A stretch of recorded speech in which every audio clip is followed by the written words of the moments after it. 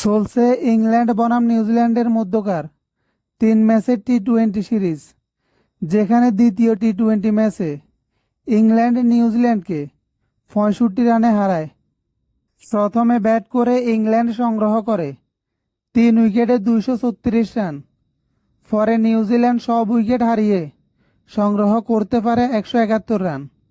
এখন এক নজরে দেখে নি সর্বশেষ টি-20 র্যাঙ্কিং।